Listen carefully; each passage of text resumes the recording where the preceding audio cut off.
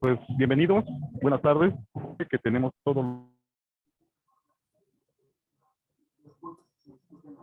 los viernes en punto del mediodía, los colaboradores del laboratorio que hacen posible este seminario, sobre todo al doctor Edson.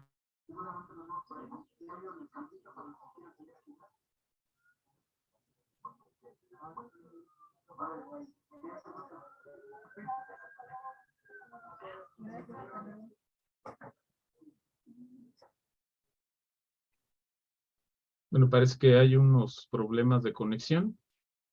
No sé, doctor Emilio, si está de acuerdo en que haga la presentación. Ah, ya se desconectó. Perdón. Okay. Sí.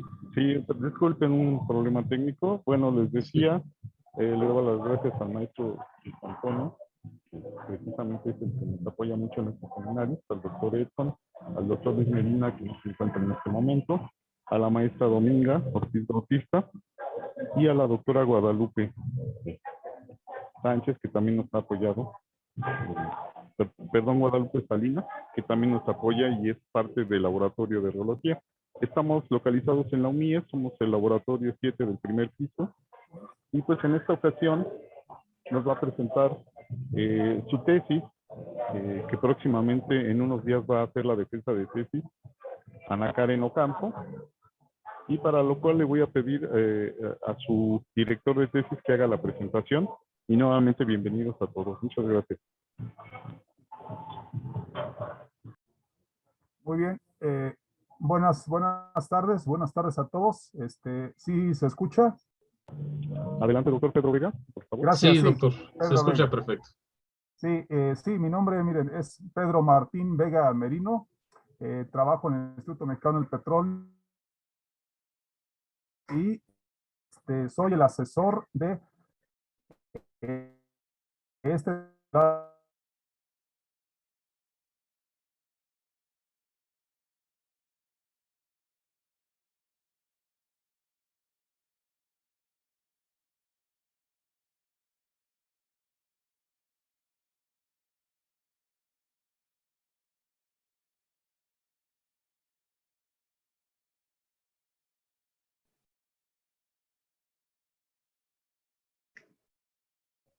Sí, creo que hay problemas de conexión, ¿verdad? No soy yo, ¿verdad? Sí, creo que sí es el doctor Pedro. Vale.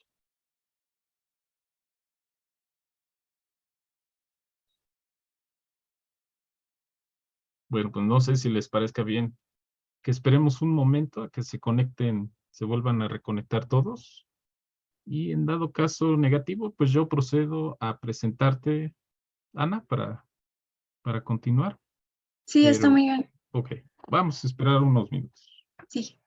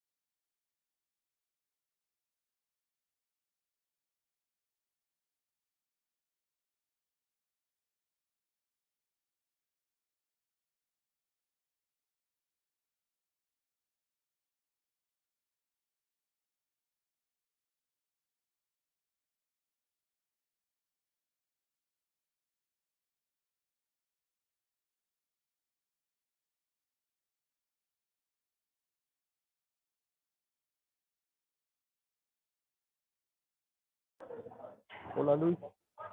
¿Me escuchas? Sí, doctor, adelante. Pues si quieres comenzamos, porque si no, se nos va a acabar el tiempo, por favor. Sí, está bien, doctor.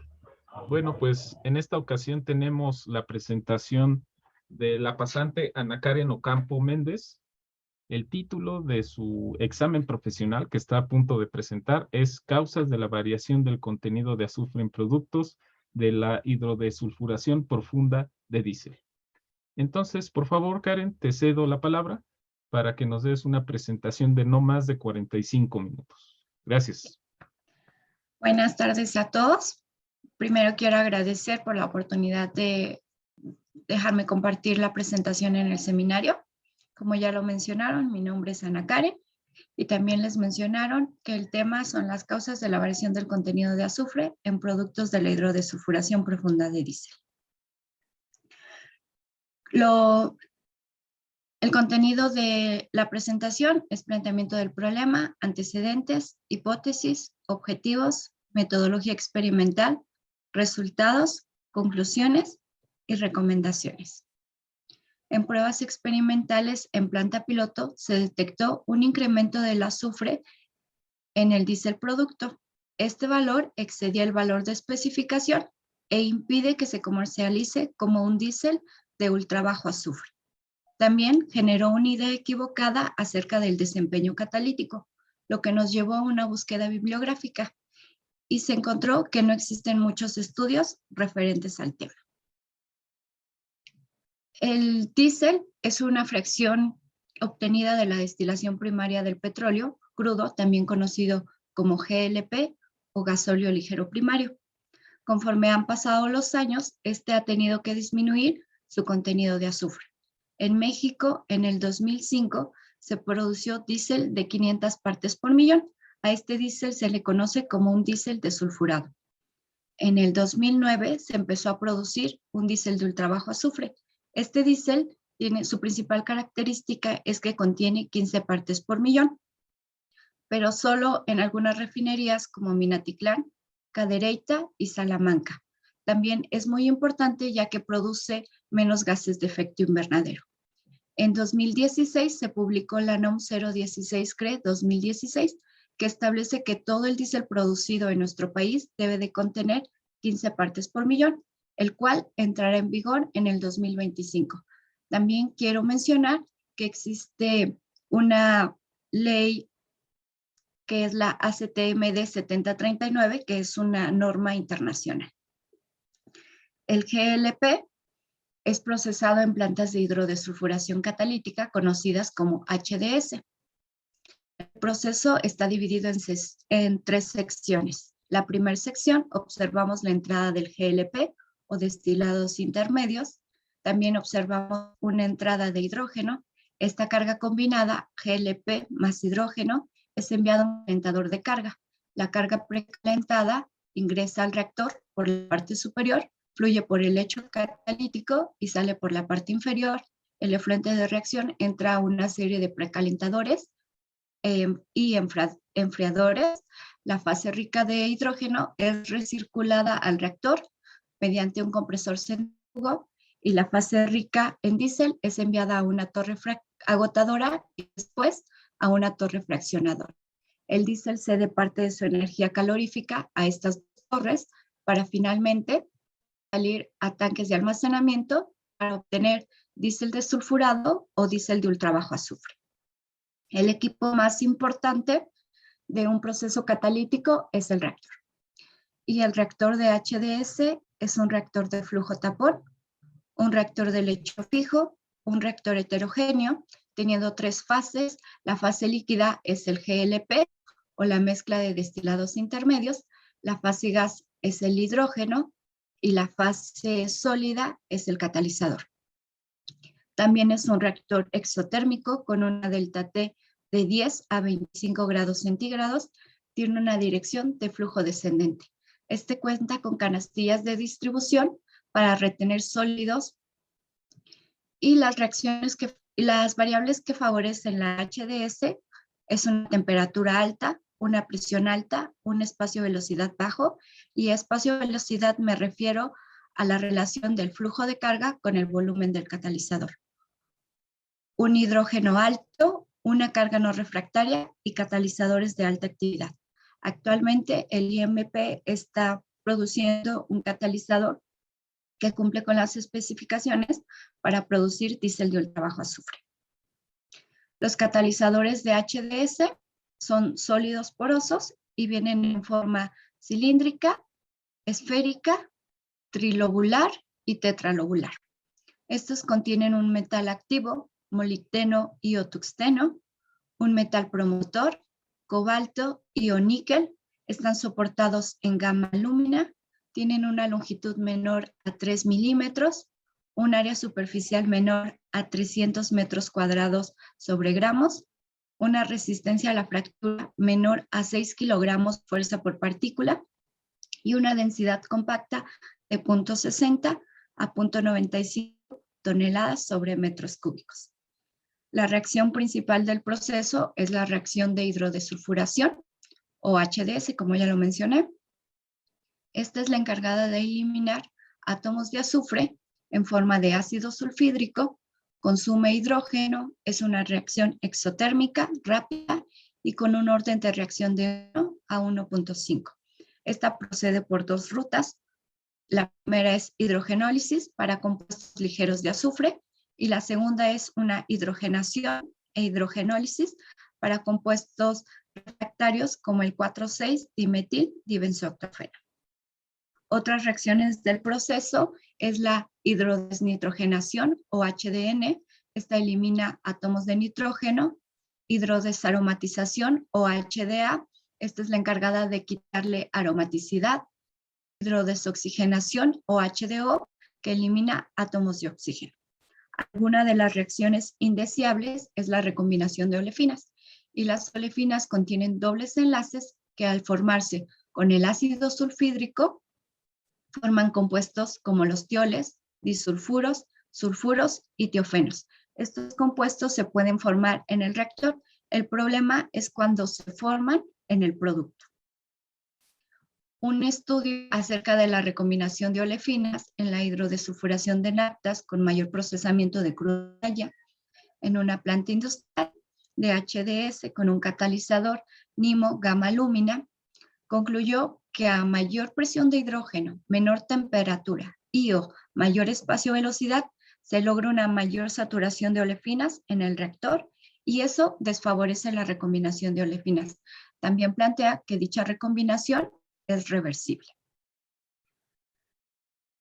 En base al incremento de azufre, se planteó como hipótesis que esto se debía a la recombinación de olefinas.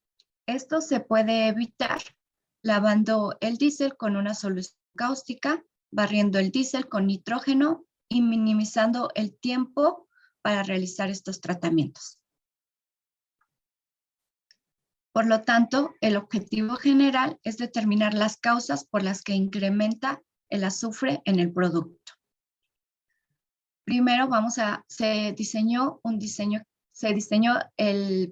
la experimentación, se estableció la cédula analítica, se realizaron pruebas experimentales de planta piloto y a los productos se les realizó un tratamiento barrido con nitrógeno y o un lavado con solución cáustica para poder definir las variables y estimar las causas por las que se incrementa el azufre.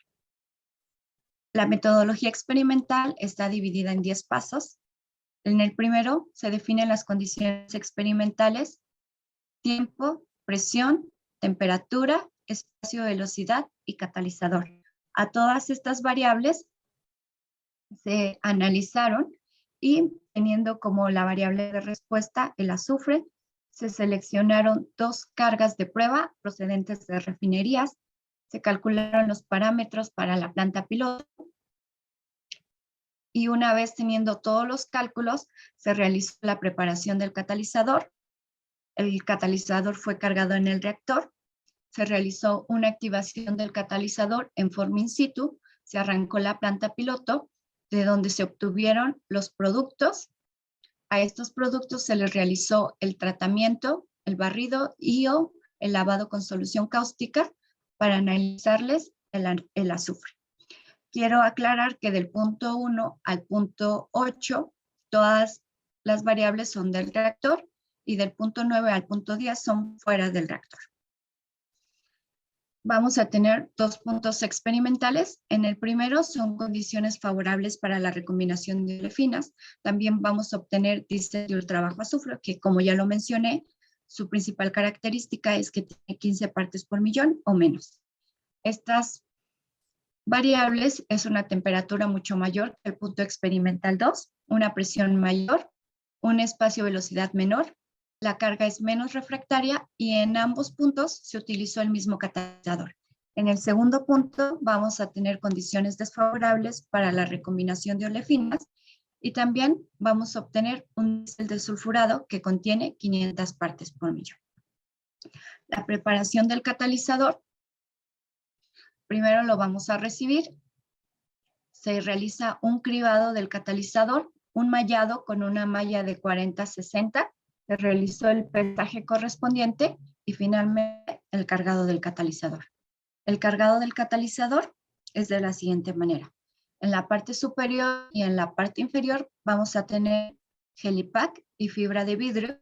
Estos nos van a ayudar como un medio filtrante. El catalizador es cargado por lotes y adicionalmente lleva carburo de silicio. Esto nos va a ayudar a que la distribución entre la carga e hidrógeno sea uniforme. Esta es una forma en la que se puede cargar el catalizador. También existen algunas otras formas, pero en la experimentación esta fue la que se realizó. Se realiza también la activación del catalizador. Esto es una conversión de óxidos a sulfuros metálicos a condiciones controladas de temperatura, presión, espacio-velocidad e hidrógeno. Esto se lleva a cabo con una mezcla sulfidrante y un tiempo de aproximadamente de 36 a 42 horas. Se realizaron las pruebas experimentales con los dos puntos y una vez obtenido el producto se le realizó el siguiente tratamiento. Por cada punto experimental, la muestra se va a dividir en dos. A la primera se le va a realizar un barrido con nitrógeno, la segunda sin barrido con nitrógeno. Estas dos muestras se vuelven a dividir una vez más en dos partes iguales. En la primera se le realiza un lavado con solución cáustica, la segunda sin lavado con solución cáustica, la tercera un lavado con solución cáustica y la cuarta sin lavado con solución cáustica. Para obtener con barrido, con lavado, con barrido, sin lavado, sin barrido, con lavado, sin barrido y sin lavado. A todas estas muestras se les determina el contenido de azufre en el tiempo 0, 24, 42 y 72 horas. El contenido de azufre es determinado en un equipo de fluorescencia de rayos X llamado CINDI 7039. Este está basado en el método ACTMD 7039. Determina hasta 3.000 partes por millón o miligramos sobre kilogramos. El volumen de muestra que se utiliza es de aproximadamente 5 mililitros y tarda 5 minutos. Como resultados del primer punto experimental, en la primera imagen observamos una copa de muestra que es introducida al equipo CINDI, un embudo de separación donde la parte de arriba es el diésel producto y la parte de abajo es la solución cáustica y algunas de las imágenes donde se guardaron las muestras. La muestra 1 sin barrido y sin lavado tiene un azufre promedio de 763 partes por millón.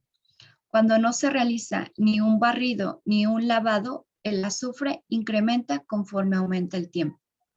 También esto se debe a que existe una recombinación de olefinas con el ácido sulfídrico. El comportamiento oscilatorio se atribuye a la reversibilidad de la reacción. La muestra 1, sin barrido y con lavado, tuvo un azufre promedio de 3 partes por millón. Si lo comparamos con la primera gráfica, que es 1 sin barrido y sin lavado, vamos a obtener una disminución de 760 partes por millón. Esto es debido al efecto de lavado, ya que cuando lo realiza, elimina ácido sulfídrico y gran cantidad de compuestos precursores de recombinación. La siguiente, 1 con barrido y sin lavado, tiene un azufre promedio de 7 partes por millón. Si lo comparamos con la gráfica 1 sin barrido y sin lavado, se obtiene una disminución de 756 partes por millón. El barrido con nitrógeno, al igual que el lavado, desplaza el ácido sulfídrico. Entonces, el realizar un colavado y un con barrido nos dan resultados muy similares.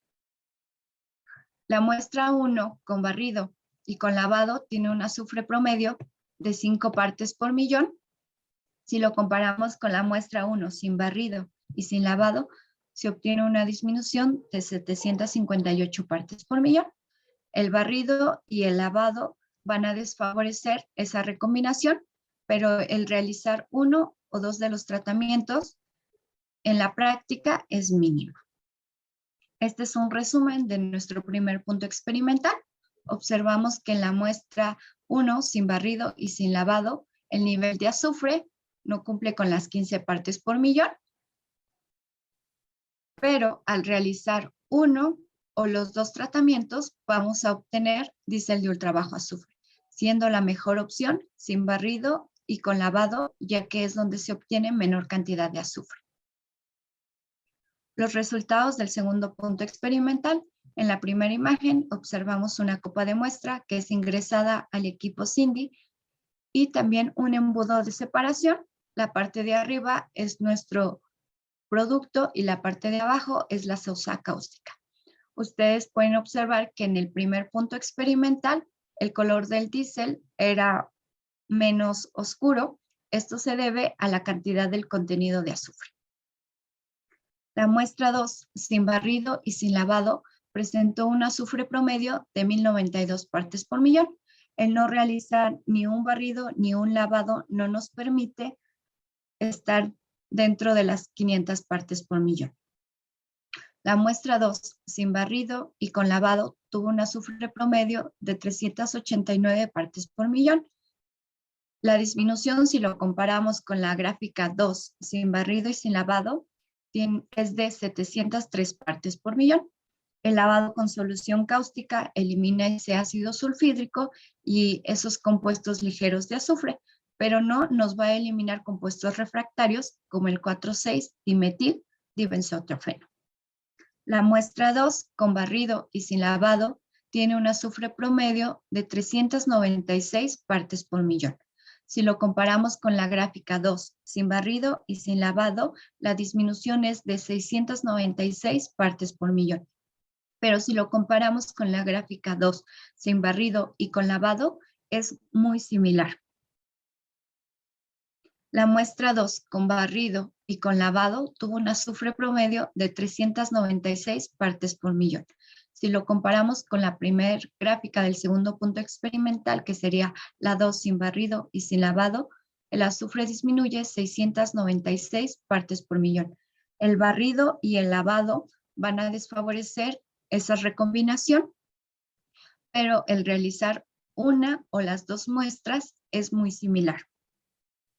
Este es el resumen del segundo punto experimental. Como pueden observar, en la muestra 2, sin barrido y sin lavado, no se obtiene un azufre de 500 partes por millón, ya que los resultados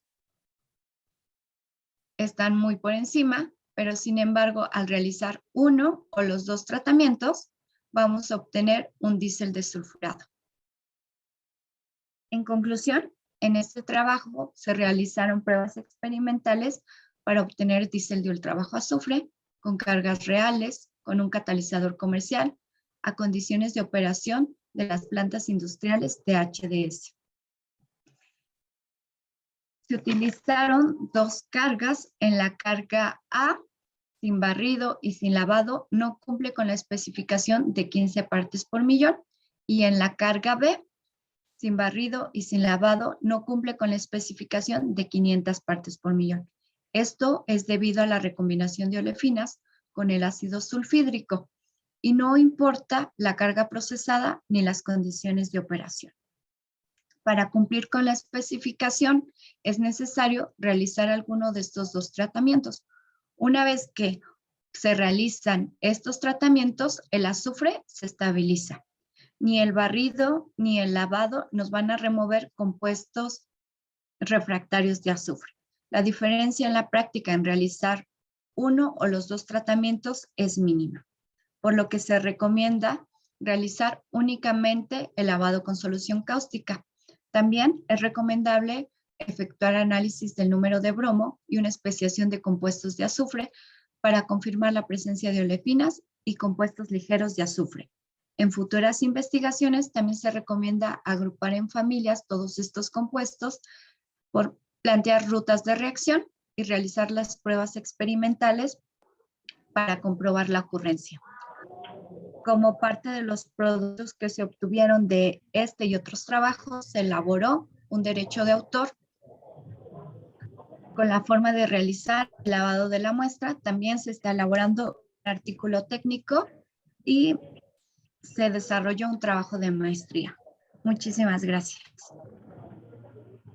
Pues le agradecemos a Karen por la presentación. Gracias, Karen, muy interesante.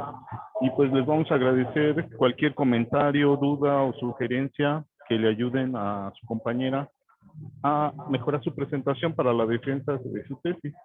Nos vamos a pasar una sesión de preguntas. Pueden hacer las preguntas, comentarios o dudas a través del chat o levantando la mano para indicar que quieren participar. Entonces, por favor, si alguien quiere comentar o participar, pues bienvenido. Luis, adelante. Sí, doctor, muchas gracias. Bueno, Ana, primero te agradezco tu presentación y el tiempo que inviertes para presentarnos tu trabajo aquí en estos seminarios. Es un trabajo muy interesante. De hecho, varios de nuestros escuchas, de nuestros visitantes, son alumnos de la carrera de Ingeniería Química, ¿verdad? De ahí de la FES, que están cursando ciclo básico, ciclo intermedio y ciclo terminal. Aquí, en tu trabajo de investigación, es una convergencia de varias ramas de las materias que se ven en la carrera. Entonces, mi primera pregunta sería, Karen, cuando haces el proceso de quitar aromaticidad de una molécula, tengo entendido que se utiliza la reacción de la catálisis, la hidrogenación catalítica. ¿Nos podrías comentar a qué condiciones de temperatura y presión se da esa reacción?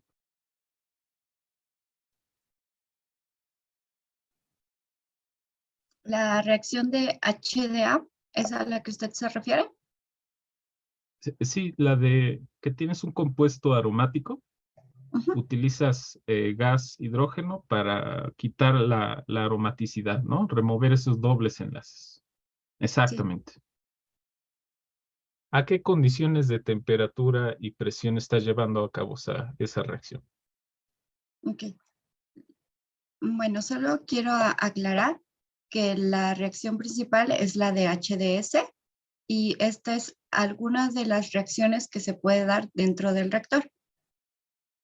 Entonces, las condiciones a las que se puede dar la HDA son similares a las que se puede dar la reacción de hidrodesulfuración.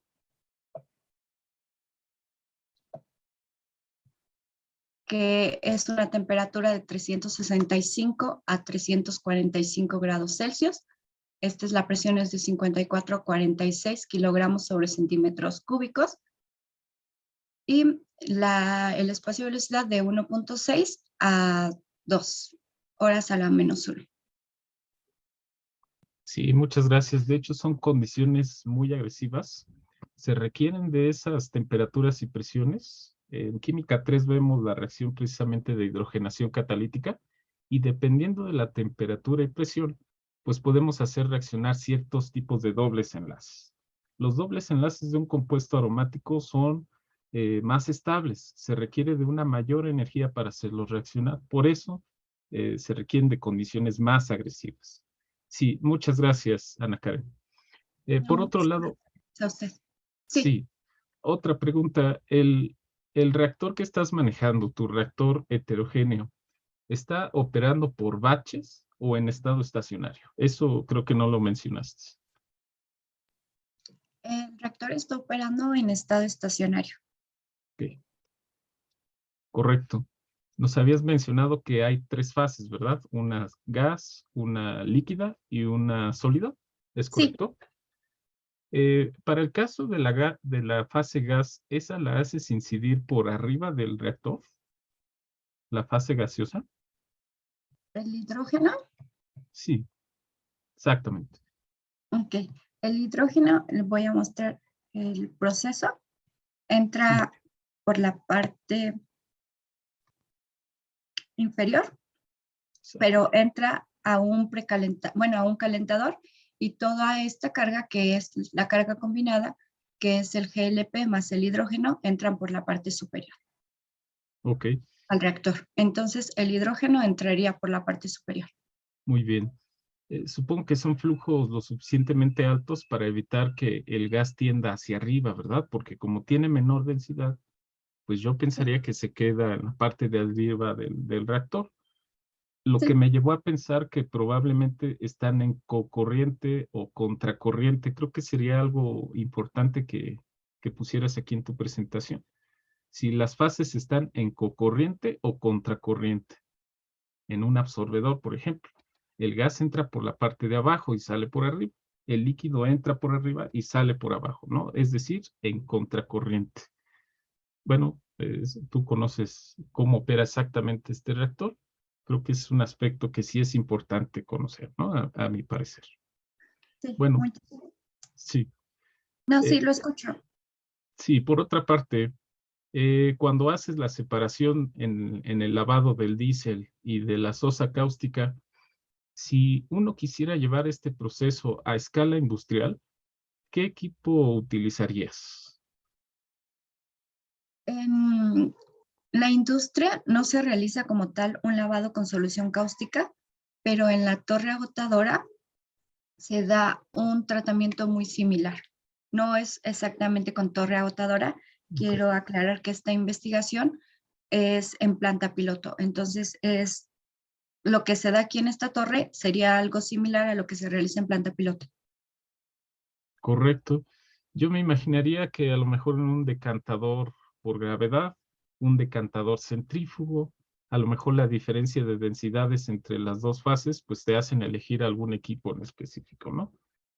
Bueno, ya por último, ya para dejar preguntar a los demás, Sí. em, la implementación de esta metodología que estableciste aquí en tu presentación, ¿se traduciría en un costo extra del diésel, del precio del diésel para el consumidor final?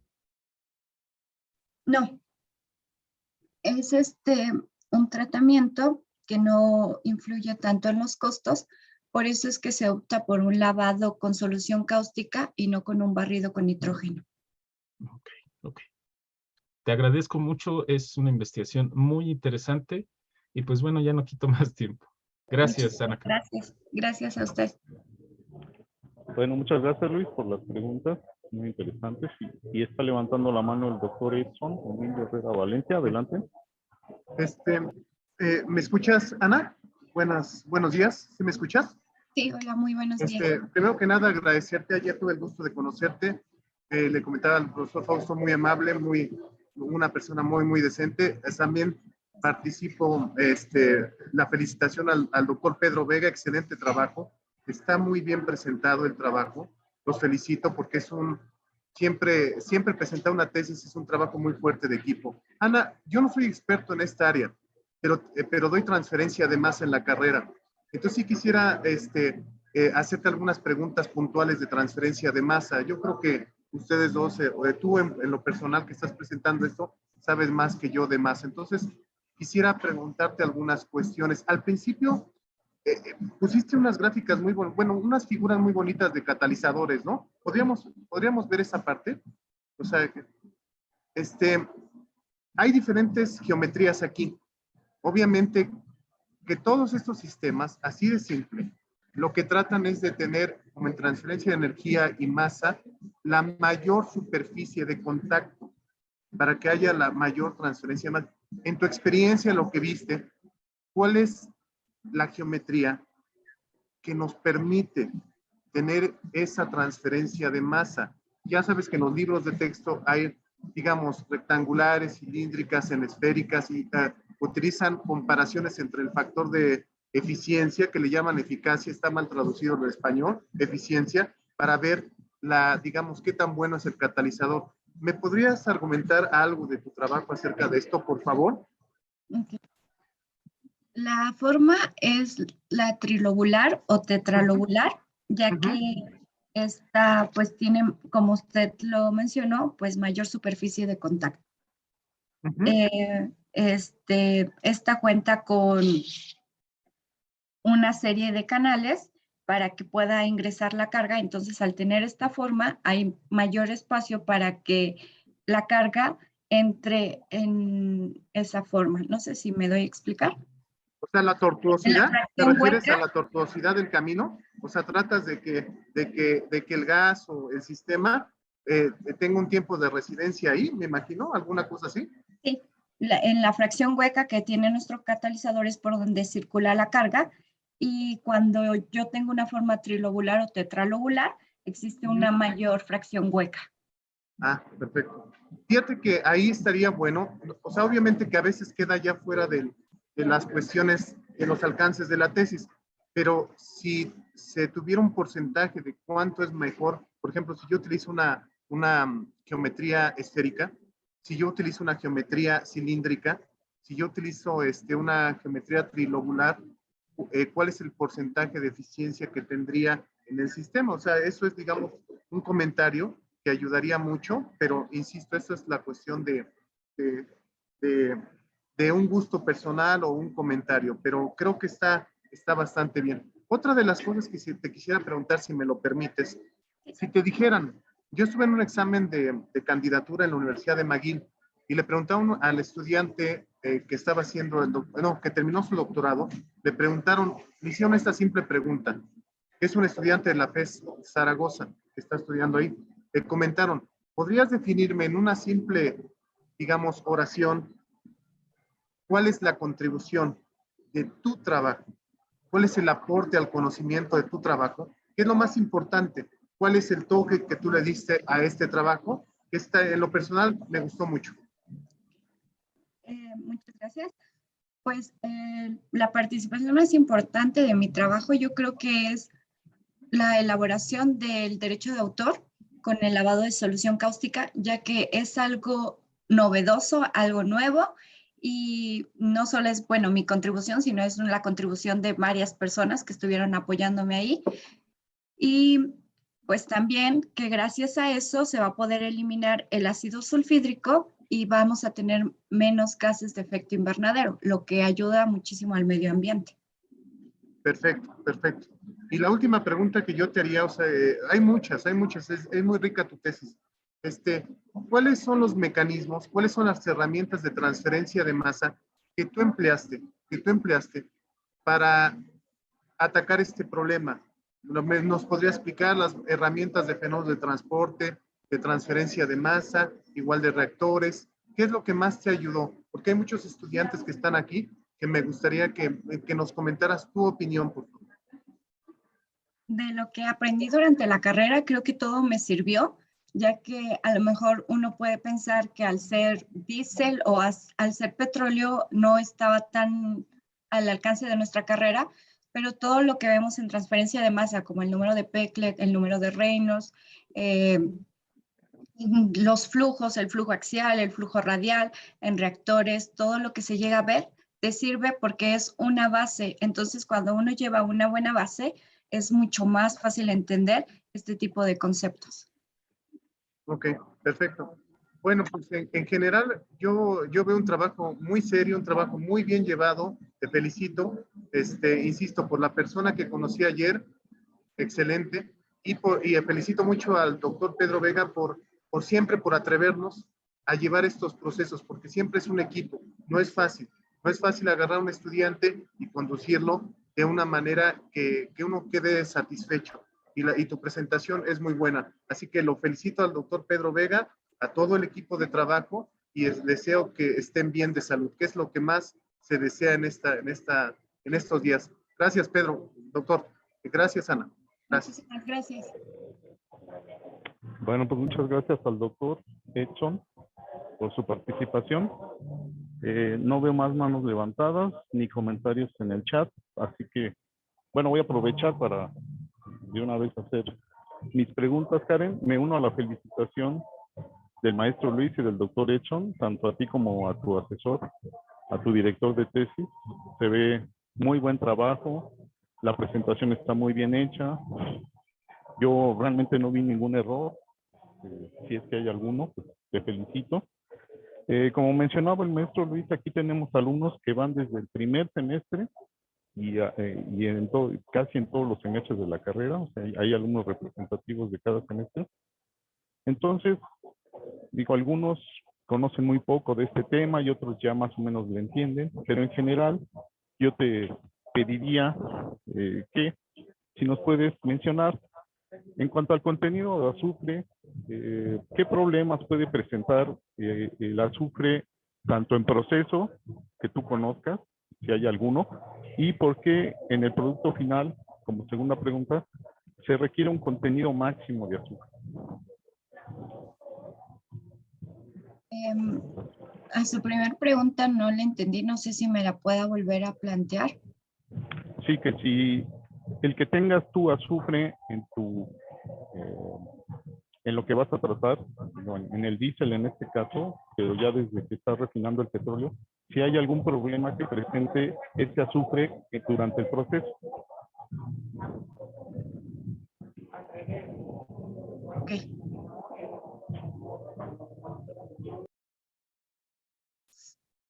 Sí, el azufre que yo voy a tratar, el diésel que lleva un cierto contenido de azufre, si presenta algún problema, ¿a eso se refiere? Ajá, en el proceso. En el proceso. Si a ti te causa algún problema el que tu producto tenga azufre durante el proceso. Y después, ¿por qué en el producto final debes de cumplir con cierta cantidad máxima de azufre para el producto final? Para el producto final debo de cumplir con cierta cantidad de azufre porque eso está establecido en la NOM 016, creo, 2016. En el caso de un diésel desulfurado debe de contener 500 partes por millón y en el caso de un diésel de ultrabajo de azufre debe de contener 15 partes por millón. Y Ajá. respecto a su primer Y pregunta, sí, ajá, vamos a detenernos ahí. La norma te pide una cantidad máxima que debe de tener tu producto. ¿Hay alguna razón para esto? O sea, que la norma te diga que tu producto no debe de tener más allá de esa cantidad. Me refiero a que si tú sabes por qué se estableció esa cantidad, es decir, qué problemas causa que tuvieras más contenido de azufre en tu producto, aparte de no cumplir la norma. No sé si son problemas ambientales, si son problemas en el motor, etcétera. he tenido problemas ambientales ya que el azufre causa gases de efecto invernadero y eso provoca lluvias ácidas.